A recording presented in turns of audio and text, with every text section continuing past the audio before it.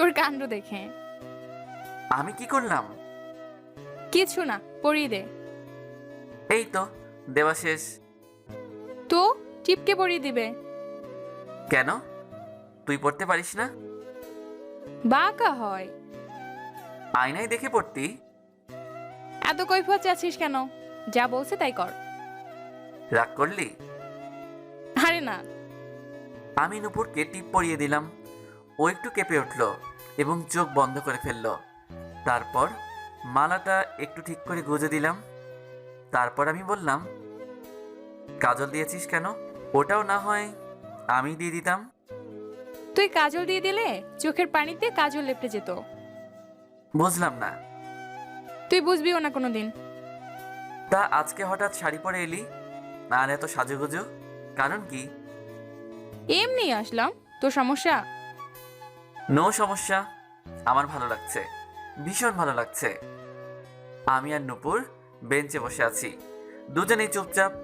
নূপুর মিটিমিটি হাসছে, কিছু বুঝতে পারছি না। আমি বললাম, হাসছিস যে? জানি না। তুই খুব অদ্ভুত।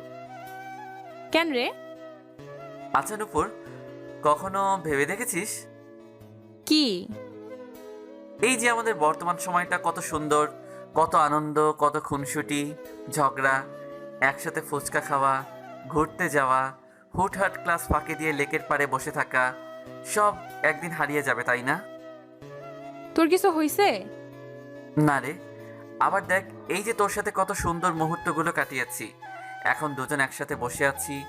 একটা সময় আমরা কেউ থাকবো না, তুই চলে যাবি অন্য কারো ঘরে, আমিও না হয় কোনো এক অভাগিনীকে নিয়ে থাকবো। তারপর আর আমাদের সেই ভার্সিটির লাইফটা থাকবে না। একসাথে বসে থাকা, আড্ডা দেওয়া, ঘুরতে যাওয়া, ক্লাস ফাঁকি দেওয়া, কেউ কারো খোঁজ খবর নিব না। হঠাৎ করে কোনো এক সময় কারো মনে হবে শুভ নামের আমার এক ফ্রেন্ড ছিল, খুব করে মনে হবে। চামড়ায় ভাঁজ পড়ে যাবে, বয়স বৃদ্ধি পাবে, চোখে থাকবে পাওয়ারি চশমা। সেই সৌন্দর্যময় দিনগুলোর কথা মনে পড়বে, মিস করবি সেই দিনগুলো। আবার দেখা গেল কোনো এক সময় শুনতে পেলি শুভ বহুদূর চলে গেছে, না ফেরার দেশে, যেখান থেকে চাইলেও মানুষ আর ফিরে আসতে পারে না। তখন হয়তো একটু চোখের পানি মুছবি, হয়তো না। মনে মনে বলবি শুভকে, ও তো আমায় সবসময় বকতো, বরং মরে ভালোই হয়েছে, আস্ত ফাজিল একটা। এই, কাঁদছিস কেন? তোর চোখেও তো পানি। কি জানি, এমনিতেই আসে। জানিস শুভ, আমি একজনকে খুব করে চাই। তোর ভালোবাসার মানুষটা কি আমি? হুম, অনেক আগে থেকেই ভালোবাসি। ও আমাকে একদিন একটা লাল পাড়ে শাড়ি দিয়েছিল আর বলেছিল আমি যেন রোজ এই শাড়িটা পরি। আমি বলেছিলাম আর কি পরবো। ও বলেছিল কি জানিস? বলেছিল শাড়ি পরলে নাকি আমার আর কিচ্ছু পরা লাগবে না। পরে ও ছোট একটা চিরকুট দিয়েছিল, সেখানে লেখা ছিল, খোপায় বেলি ফুলের মালাটা একটু অন্যরকম করে দিস, যাতে আমি ঠিক করে দিতে পারি। কখনো কপালে টিপ দিবি না, ওটা আমি পরিয়ে দিব। চোখে নিজেই কাজল দিস, কারণ আমি কাজল দিয়ে দিলে তুই কান্না করবি। আমি চাই না কাজলটা লেপটে যাক। আর হ্যাঁ, আমার অনুমতি ছাড়া হাতে চুড়ি পড়লে হাত ভেঙে দিব। যেদিন ওই পাগলটা এই কথাগুলো বলেছিল সেদিন থেকেই আমি মাঝরাতে এই পাগলটা দেওয়া শাড়ি পরে আয়নার সামনে দাঁড়িয়ে থাকি, নিজের সৌন্দর্য দেখি। কিন্তু পাগলটা আসে না, খোপা ঠিক করে দেয় না, কপালে টিপ দিয়ে দেয় না, হাতে চুড়ি পরিয়ে দেয় না। কিন্তু আজকে যখন পাগলটা আমায় টিপ পরিয়ে দিল, খোপা ঠিক করে দিল, হাতে চুড়ি পরিয়ে দিল, আমার না তখন সুখে মরে যেতে ইচ্ছে করছিল। সাথে পাগলটাকে নিয়ে মরিস।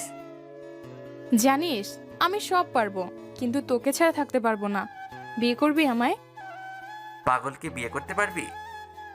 নূপুর কিচ্ছু বলল না, হু হু করে কেঁদে দিয়ে শক্ত করে জড়িয়ে ধরল। কান্না কোনো মতেই থামছে না। জগতে সবকিছুই অদ্ভুত, তার চেয়ে বেশি অদ্ভুত হলো মেয়েদের মন। ওরা কেমন সেটা ওরা নিজেরাও জানে না। এই মেয়েটা আমাকে এতটা ভালোবাসে জানা ছিল না। আমার বুক থেকে ওর মুখটা উঁচু করে কপালে আলতো করে ভালোবাসার পরশ এঁকে দিলাম। সাথে সাথে নূপুর আমায় খুব শক্ত করে জড়িয়ে ধরল আর কান্না করতে করতে বলল, আমাকে কখনো ছেড়ে যেও না। তোমায় বড্ড বেশি ভালোবেসে ফেলেছি। আমিও তোমায় অনেক বেশি ভালোবাসি পাগলি। কান্নারত অবস্থায় মেয়েদের এতটা সুন্দর লাগে, সেটা এই পাগলিটাকে না দেখলে বুঝতেই পারতাম না।